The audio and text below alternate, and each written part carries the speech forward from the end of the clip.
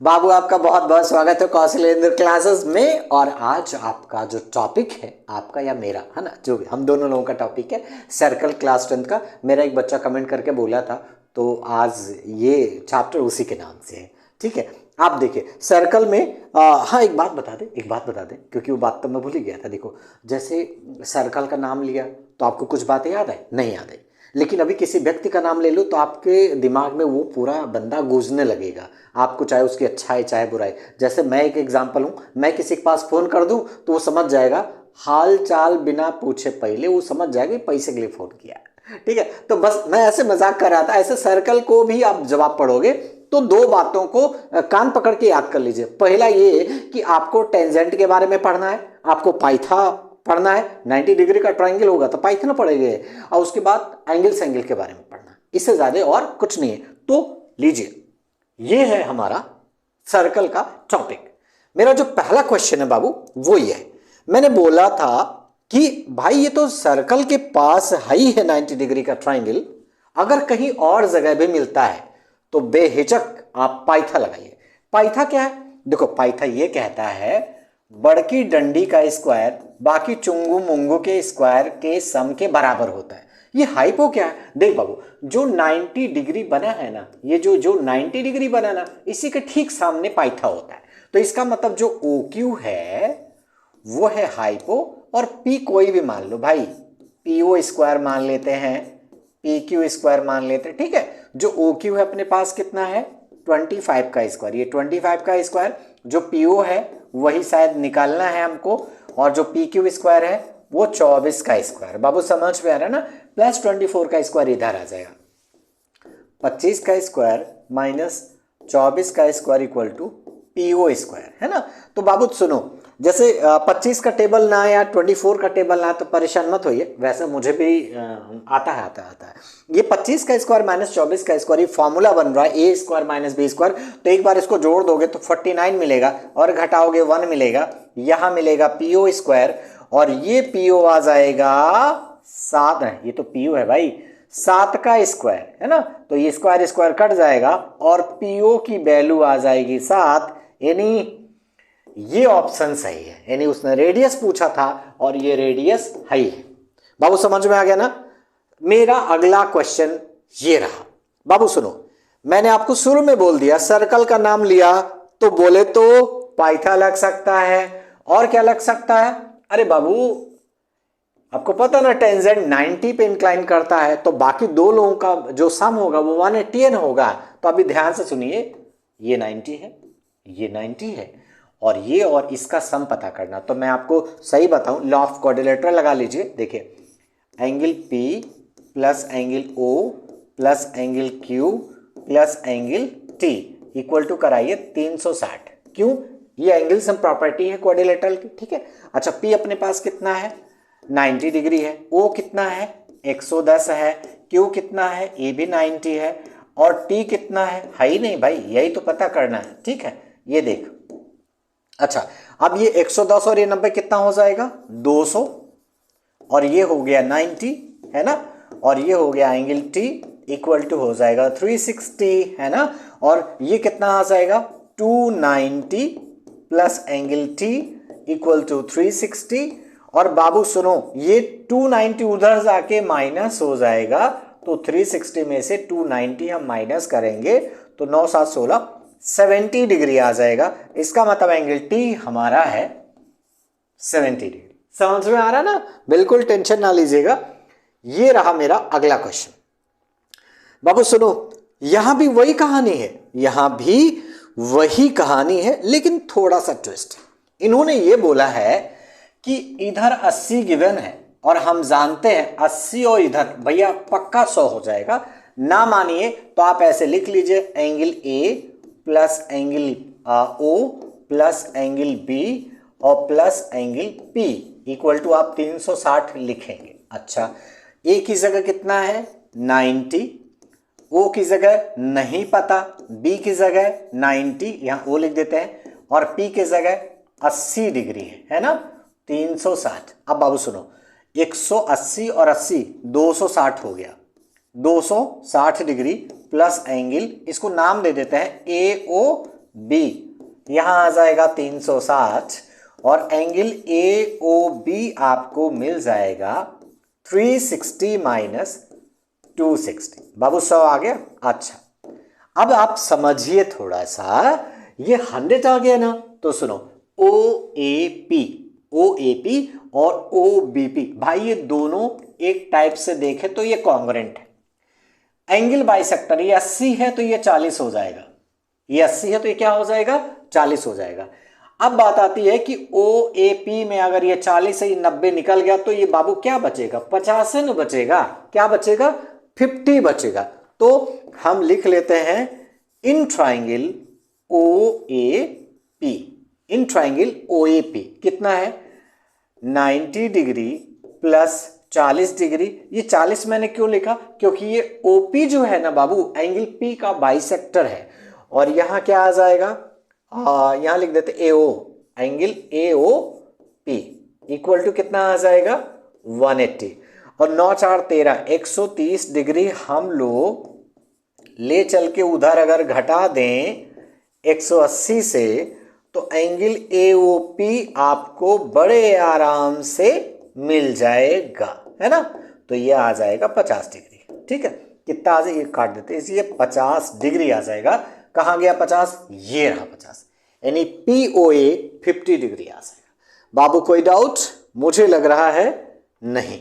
ये क्या है भाई, ध्यान से सुनना बेटा, ये कह रहा था कि prove that the tangents drawn at the end of diameter of circle are parallel। वैसे मैं सही बताऊं कि जब भी डायमीटर के दोनों तरफ कोई लाइन ड्रॉ होती है तो वो पैरेलल ही होते हैं। तो थोड़ा सा इसको प्रूव करने के लिए ये हम करेंगे। बाबू सुनो, अगर सेंटर से कोई लाइन जा रही है तो पक्का वो परपेंडिकुलर है, पक्का क्या है वो परपेंडिकुलर है। तो हम ये बोल दें जो क्यूपी है वो परपेंडिकुलर है एबी पर। कोई डाउट नहीं। देखो जो क्यूपी है वो ए बी पे परपेंडिकुलर है, इसका मतलब हम लोग ये बोल सकते हैं कि जो एंगल क्यू पी ए है वही एंगल क्या है क्यू पी बी, है ना, क्यू पी बी है। अच्छा, सेम एज इस पे आ जाए, सी डी पे पी क्यू परपेंडिकुलर है ना बाबू, ध्यान से सुनना, यहां भी पी क्यू परपेंडिकुलर है सी डी पर।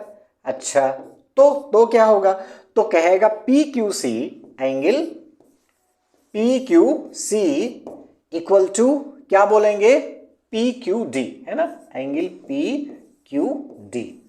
बात समझ में आ रही ना, क्यों, क्योंकि ये परपेंडिकुलर है, दोनों एंगल इक्वल हो जाएंगे, 90 90 में बढ़ जाएगा। अब जरा ध्यान से, अगर मैं ये बोल दूं P Q D Q P A, कोई डाउट नहीं, तो हम लोग ये लिख सकते हैं जो हमारा पी क्यू डी है, जो हमारा पी क्यू डी है वो क्यू पी ए के बराबर है, क्यू पी ए। और यहां लिख दीजिएगा रीजन अल्टरनेट इंटीरियर, क्या लिखेंगे अल्टरनेट इंटीरियर। बाबू समझ में आ गया कि नहीं आ गया। चलिए अगला क्वेश्चन मेरा ये है, कह रहा था prove that the perpendicular at the point of contact to the tangent to a circle passes through the centre. ये भाई मतलब फालतू का क्वेश्चन है, लेकिन अगर ऐसा पूछ रहा है तो हम लोग इसको बिल्कुल सॉल्व करेंगे। बहुत ध्यान से देखिएगा, बहुत ध्यान से देखिएगा। देखो ओपी परपेंडिकुलर है ए बी पर, समझ में आ रहा, जो सेंटर से होके जाता है वो परपेंडिकुलर होगा। अच्छा, अब मान लेते हैं कि हमने क्यूपी एक लाइन ड्रॉ कर दिया, हमने क्यूपी एक लाइन ड्रॉ कर दिया। अब बताइए, तो क्यूपी भी तो परपेंडिकुलर हो जाएगा ए बी पर, बात समझ में आ रहा ना। आप बताएं, जब ओपी परपेंडिकुलर है ए बी पर और क्यूपी भी परपेंडिकुलर हो गया ए बी पर, इसका मतलब ही हुआ कि जो ओपी है वो कोइंसाइड होना चाहिए क्यूपी पर, होना चाहिए, मतलब जो ओपी है वो क्यूपी पे आके बैठ जाना चाहिए, मतलब क्यूपी को ओपी पे बैठ जाना चाहिए। तो अभी ये क्या सिचुएशन सही नहीं है। इसका मतलब ये हुआ कि ओपी इज ओनली परपेंडिकुलर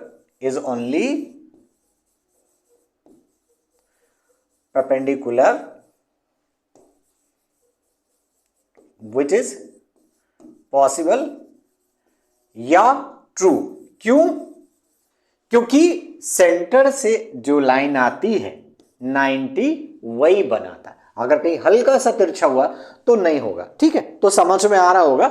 मेरा अगला क्वेश्चन ये रहा, इसको देखते भर में आपको समझ में आ गया होगा सर ये तो पाइथा लगेगा इसमें। बिल्कुल सही, बिल्कुल सही।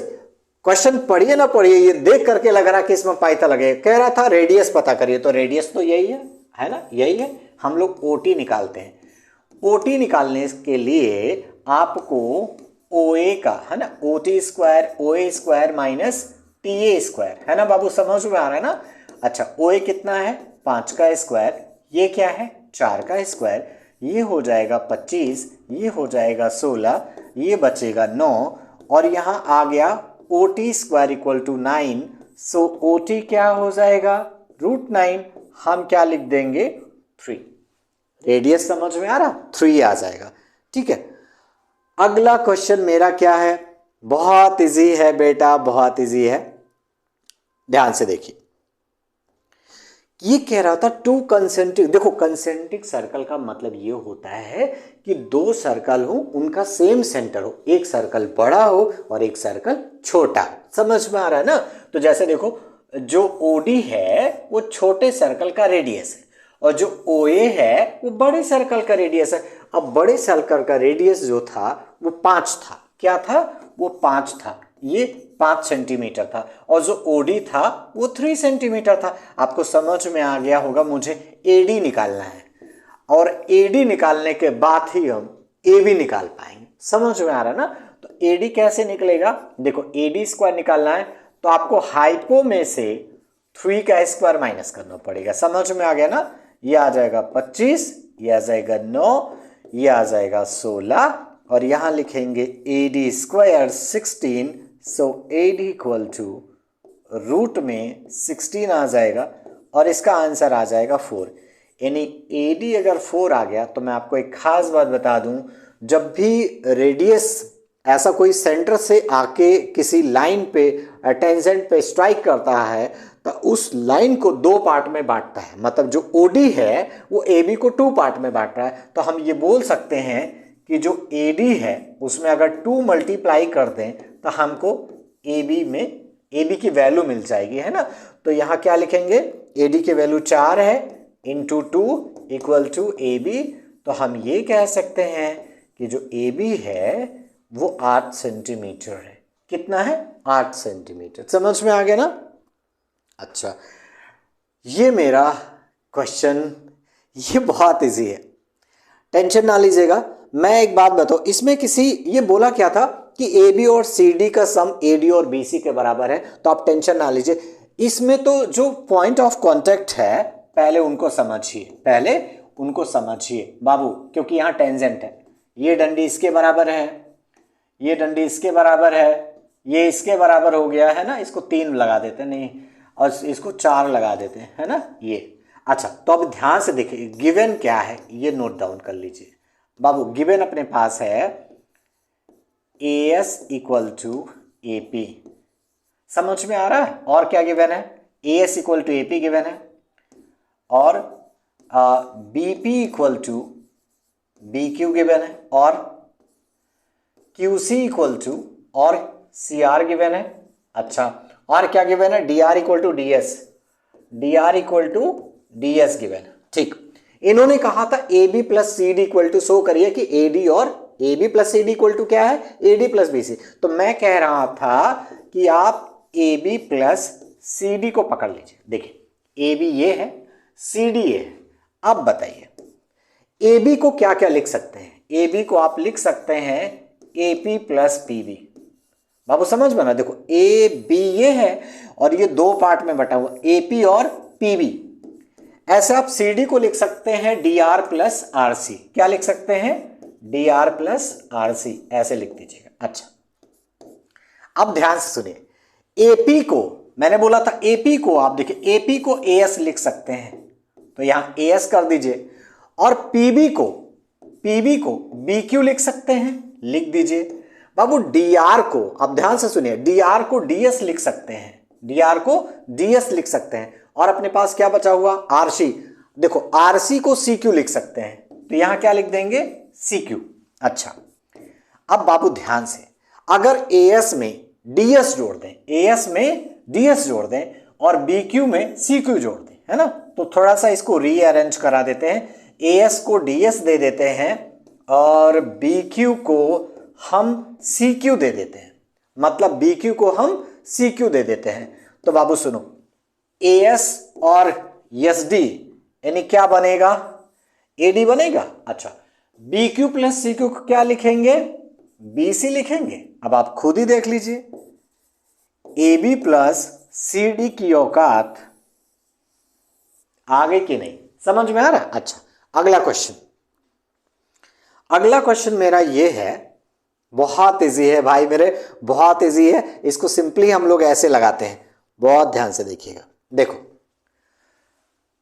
ये 90 है, इसको कोई रोक नहीं सकता क्योंकि P और Q पॉइंट ऑफ कांटेक्ट है, और जो पॉइंट ऑफ कांटेक्ट होता है ना बेटा वो 90 बनाता है। ये 90 बना दिया, ये 90 बना दिया, तो इमेजिन करिए सिर्फ, क्या यहां मैं नाम एक दे दूं, PQ, यहां नाम दे देते हैं A और B, है ना। जरा ध्यान से देखना बाबू, अगर मैं बोलूं कि ये एंगल इस एंगल के बराबर है तो बिल्कुल आपको डाउट नहीं होगा, बिल्कुल डाउट नहीं होगा, क्योंकि जो OA है एंगल A का बाइसेक्टर, यहां लिख दीजिएगा कि जो OA है, OA is bisector of angle A, है ना। और सुनिए जो OB है, OB इज बाइसेक्टर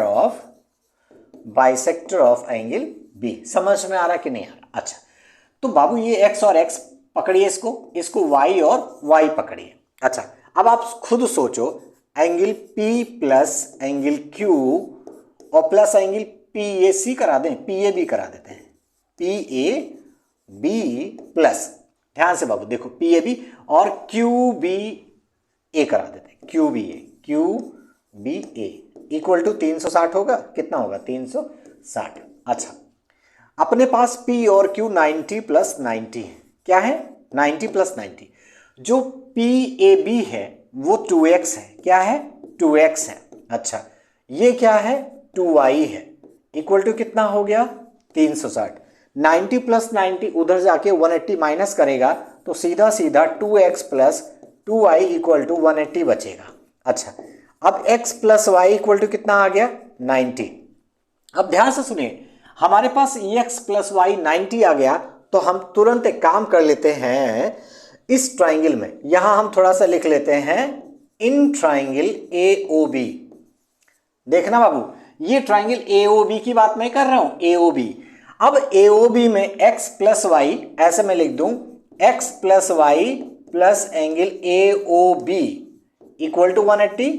तो बताओ x प्लस वाई की value 90 plus angle AOB equal to 180, तो भैया AOB की वैल्यू क्या आ जाएगी 90 नहीं आ जाएगा, क्यों 90 उधर जाके घटेगा, तो एंगल AOB की वैल्यू क्या आ जाएगी 90। अगला क्वेश्चन ये रहा, ये क्या भाई, prove that the angle between the two tangents drawn from an external point to a circle is supplementary. बहुत इजी है, सप्लीमेंट्री मतलब 180 शो करना है। आप बिना टेंशन लीजिए, बिना टेंशन लिए, है ना, बिना टेंशन लिए, जरा देखिए यहां कुछ करेंगे नहीं हम लोग बाबू। ये 90 है, फर्जी हम इसको लिखते हैं, हम देखिए angle A plus angle AOB और plus angle B plus angle P equal to 360 होगा, कोई रोक नहीं पाएगा। A 90 हो गया, एंगल AOB प्लस B अपने पास 90 है, plus angle P equal to 360। ये 90 90 180 हो गया, तो हम ये लिखेंगे AOB plus angle P equal to 360 minus 180, है ना, और आ गया 180। तो यही हमको शो करना था कि जो सम ऑफ अपोजिट एंगल हैं वो 180। समझ में आ रहा है ना। चलिए अगला क्वेश्चन, ये बहुत इजी है, बहुत इजी है भाई।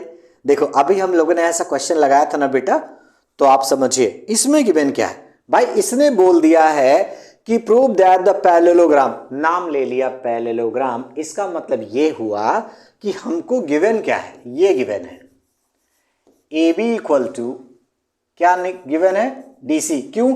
Opposite sides of parallelograms are equal, तो ए बी डीसी के इक्वल है और जो एडी है वो बीसी के इक्वल है। समझ में आ रहा कि नहीं आ रहा? तो इन्होंने ये बताया कि prove that parallelogram circumscribing to a circle is a rhombus. हमको ये शो करना है कि इनकी ऑल साइड्स इक्वल हैं। तो जरा ध्यान से देखिए, सबसे पहले पकड़ के पटकते हैं ए बी प्लस डीसी को, ए बी प्लस डीसी को हम ऐड करते हैं। ध्यान से सुनेगा, ए बी में हमारे पास देखो ये टेंजेंट है, आपको पता ही होगा ए पी ए एस के इक्वल है और पी बी बी क्यू के इक्वल है, सी क्यू सी आर के इक्वल है, डी आर डी एस के इक्वल है। तो जरा A B plus D C को हम ऐड करके बताते हैं कि जो ए बी है उसको हम ऐसा लिख सकते हैं A P plus P B. समझ में आ रहा कि नहीं आ रहा? अच्छा, जो डीसी है यानी जो सीडी है C R plus D R है, क्या है? C R plus D R. यहां कोई डाउट नहीं है? अच्छा बाबू सुनो, एपी को जो ए से पी है एस लिख सकते हैं तो लिख दीजिए एस। जो अपने पास पीबी है उसको बी क्यू लिख सकते हैं, बिल्कुल लिख सकते हैं। जो अपने पास सी आर है उसको सी क्यू लिख सकते हैं, बिल्कुल सर, कोई टेंशन नहीं। और उसके बाद अपने पास क्या है, जो डी आर है उसको डी एस करा दीजिए। क्या करा दीजिए? D S. अब आप बताइए ए एस और एस डी, ए एस और एस डी को क्या लिखते हैं? ए डी, यानी हम लोग ऐसे लिख दें ए डी, और यहां अपने पास बी क्यू और सी क्यू बचा, इसको लिख देते हैं बी सी। अब जरा ध्यान से देखिए, अपने पास A B plus D C equal to A D plus B C, sum of opposite sides आपको मिल रहा ना। अब करना यह है कि हम पहले से जानते हैं opposite sides of parallelograms are equal, तो ए बी और डी सी इक्वल है। इसका मतलब मैं इसको प्यार से 2ab लिख सकता हूं, तो इसको भी प्यार से मैं 2ad भी लिख सकता हूं। 2 कटवा देते हैं, A B equal to A D हो जाएगा। ए बाबू, A B equal to A D हो गया। मतलब ये कि अभी ये अपोजिट के इक्वल था, अब ये पड़ोस के भी इक्वल हो गया। यहां क्लियर हो गया कि इसकी ऑल साइड्स आर इक्वल, है ना, ऑल साइड्स आर इक्वल। यहां कोई डाउट नहीं है। इसको आप चाहे तो और सिस्टमैटिक लिख सकते हैं, लेकिन इतना सफिशिएंट है। चलिए, ये मेरा अगला क्वेश्चन क्या है? अरे ये क्या है? ये थोड़ा सा भाई टफ है, टाइम भी लगेगा इस क्वेश्चन में, है ना, टाइम भी थोड़ा सा लगेगा। जरा ध्यान से देखना बेटा, टेंजेंट्स इक्वल होते, ये 6 सेंटीमीटर है तो ये भी 6 सेंटीमीटर हो जाएगा। ये 8 सेंटीमीटर है तो ये भी 8 सेंटीमीटर हो जाएगा, है ना। अच्छा, ये इसके बराबर है तो इसको मैं x और x करा देता हूं।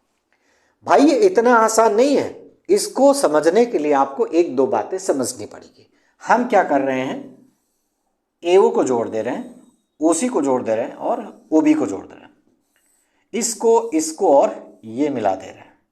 आपको पता ना पॉइंट ऑफ कॉन्टैक्ट 90 पे होता है। यहां मजा क्या मिलने वाला है सर? मजा ये मिलने वाला है कि अगर मैं, बहुत ध्यान से सुनिएगा, अगर मैं AOC को, मतलब AOC का एरिया, COB का एरिया, BOA का एरिया तीनों ऐड कर दूं तो एरिया ऑफ ट्राइंगल ABC के बराबर होगा। इतनी सी बात है ना बाबू, इतनी सी बात है। जरा ध्यान से देखें इसको, एरिया ऑफ ट्राइंगल ABC, है ना, ABC क्या करना है बाबू? सुनो, AB plus BC plus CA upon 2 कराइए। क्यों? क्योंकि मुझे सबसे पहले सेमी पेरीमीटर निकालना है। अच्छा बाबू सुनो, AB अपने पास कितना है? 8 प्लस x। क्या लिखेंगे? 8 प्लस x। अपने पास BC कितना है? 8 6 14 14 है। CA क्या है अपने पास? 6 प्लस x अपॉन 2 करेंगे, है ना। अच्छा, कितना आ जाएगा? 28 प्लस 2x अपॉन 2, और इसके बाद हम लोग यहाँ 2 कॉमन ले लेंगे, 14 प्लस x अपॉन 2, ये म्याऊ हो जाएगा, फर्दर 14 प्लस x हमको मिल जाएगा। आपको एरिया का फॉर्मूला पता होगा। सबसे पहले रूट में हम लोग यस लिखते हैं, एस माइनस ए लिखते हैं, एस माइनस बी लिखते हैं और एस माइनस सी लिखते हैं। बाबू अब बताओ एस की वैल्यू 14 प्लस एक्स है कि नहीं? ठीक है, बहुत ध्यान से देखना, 14 प्लस एक्स होगा। अच्छा आप समझिए जरा, इस 14 प्लस एक्स में से हम ए निकाल दें, ए मतलब ए भी निकाल दें, तो यहीं देख लीजिए 14 प्लस एक्स में से हम घटा दे रहे हैं एक्स प्लस 8 को, तो ये आ जाएगा 14 plus x minus 8, x cut गया, 6 बचा। तो इसको हम डब्बे में रखते हैं और यहाँ लिखते हैं 6। इस तरीके से हम BC घटाएंगे 14 प्लस एक्स में से, तो मुझे क्या मिल जाएगा? सिर्फ x मिल जाएगा। इस तरीके से हम AC घटाएंगे तो क्या मिल जाएगा? 8 मिल जाएगा। समझ में आ रहा है? अरे इस 8 की जगह हम 6 रख देंगे तो 14 माइनस 6 8 नहीं आएगा। ठीक है, ये देखिए। अब बाबू सुनो, 8 6 48 हुआ। क्या हुआ? 8 6 48। तो इसको प्यार से अभी हम 48x और 14 प्लस एक्स लिख लेते हैं। समझ में आ गया? इसको यहीं छोड़ दे रहे हैं, आप यहीं छोड़ दे रहे हैं। अब जरा इनसे मिलते हैं AOC, COB और BOA। बहुत ध्यान से देखना। अगेन इसको लिखते हैं, अगेन एरिया ऑफ, क्या लिखेंगे? AOC है ना, ट्राइंगल AOC। इसके बाद लिखते हैं ट्राइंगल COB। इसके बाद क्या लिखते हैं? Triangle BOA। क्या लिखते हैं? BOA। बाबू ध्यान से सुनना, इसको हम लोग क्या लिखेंगे? बाबू सुनो, अगर AOC का एरिया निकालेंगे तो बाबू देखो CO जो है वो परपेंडिकुलर है ना, और उसकी औकात गिवन थी 4, यानी ये 4 है, ये 4 है, ये भी 4 है। ठीक है, तो हम क्या लिखेंगे? 1/2 इंटू 4। क्या लिखेंगे? 1/2 इंटू 4, और यहां क्या है? 6 प्लस एक्स। ये हो गया। ऐसे 1/2 इंटू 4, अगला क्या आ जाएगा? BC की औकात 14। फिर क्या आ जाएगा? 1/2 इंटू 4, और अगले की औकात आ जाएगी 8 प्लस एक्स। बाबू समझ में आ रहा है ना? देखो 2 से 4 कटा, 2 आया, इस 2 से 4 कटेगा 2 आएगा, इस 2 से 4 कटेगा 2 आएगा। अब ध्यान से समझना, ये 2 6 कितना आ जाएगा? 12 प्लस 2x। क्या आ जाएगा? 12 प्लस 2x। ये कितना आ जाएगा? 28। ये कितना आ जाएगा? 16 प्लस 2x। ये बाबू अब जरा समझिए, 16 एंड 12 कितना होता है? 28। 28 एंड 28 हो जाएगा 56, और इसका आंसर आ जाएगा 56 प्लस 4x। समझ में आ रहा है ना? तो इसको हम फर्दर लिख सकते हैं, 4 कॉमन ले लें तो 14 प्लस एक्स बचा, और ये एरिया इस एरिया के बराबर है कि नहीं? बाबू समझ में आ रहा कि नहीं आ रहा? अच्छा, अब थोड़ा सा मैं कहाँ गोद दूं? इसको मैं यहां लगाता हूं। यहां बहुत इजी है। देखो अब क्या करना है आप लोगों को, ये जो 4 है और 14 प्लस एक्स है, ये बराबर है किसके? देखिए 48x और 14 प्लस एक्स। बाबू समझ में आ रहा ना? स्क्वायरिंग बोथ साइड कराएंगे, स्क्वायरिंग बोथ साइड कराएंगे तो ये तो उड़ जाएगा तुरंत, और ये क्या हो जाएगा? 16। यहाँ 16 आ जाएगा, और ये 14 प्लस एक्स के खोपड़िया पे 2 आ जाएगा, और यहाँ आ जाएगा 48x और 14 प्लस एक्स। एक और एक कटवा देंगे। समझ में आ रहा कि नहीं आ रहा? तो अपने पास क्या बच जाएगा बेटा? यहां बचेगा 16, और यहां बचेगा 14 प्लस एक्स, और यहां क्या बचेगा? 48x। देखिए बाबू, 16 तियां 48, तो यहां 14 plus x equal to 3x, या x की वैल्यू आ जाएगी 7। क्यों? क्योंकि x इधर जाएगा तो 3x में से एक x खत्म होगा, 2x आएगा, 2 7 जा 14, x की वैल्यू कितनी आ गई? 7। तो यहां हम लिखेंगे 7, और यहां भी लिखेंगे हम 7। सीधा सीधा इन्होंने पूछा था कि AB और AC क्या है, तो 7 6 13, जो AC है वो 13 आ जाएगा, और इन्होंने AB भी पूछा था, तो 8 और 7 AB 15 आ जाएगा, मतलब AB जो आएगा वो 15 आ जाएगा, और जो AC था वो 13 आ गया। समझ में आ गया कि नहीं? अभी लास्ट क्वेश्चन बचा हुआ बेटा, और ये रहा आपका लास्ट क्वेश्चन। बहुत इजी है ये, इसको जल्दी जल्दी समझिएगा, ध्यान से देखना बेटा। कह रहा prove that opposite sides. Opposite sides का मतलब ये हुआ कि जैसे ये जो DC है ना, DC का अपोजिट AB है, और हम जानते हैं कि टेंजेंट्स इक्वल होते हैं। ऐसे ये इसके इक्वल हो जाएगा, ये इसके इक्वल हो जाएगा, और ये इसके इक्वल हो जाएगा। समझ में आ रहा ना? तो इसका मतलब ये हुआ कि अगर ये x है तो ये अंदर के भी एंगल बाइसेक्टर्स होंगे। तो मैं इसको x काट के इसको मैं x लिख रहा हूं। ये दोनों एंगल, यहां मैं y लिख रहा हूं और यहां मैं y लिख रहा हूं, यहां P लिख रहा हूं, यहां P लिख रहा हूं, यहां Q लिख रहा हूं और यहां Q लिख रहा हूं। और आपको तकलीफ इसलिए नहीं होना चाहिए क्योंकि जो सेंटर वाली लाइन यहां से यहां जा रही है, ये एंगल बाइसेक्टर है, ये यहां तो काटती है, यहां सेंटर पे भी काटती है। अब आप कुल मिलाकर के हम ये लिख सकते हैं 2x plus 2y plus 2p plus 2q equal to आएगा 360। अब समझ में आ रहा ना? 360 आएगा।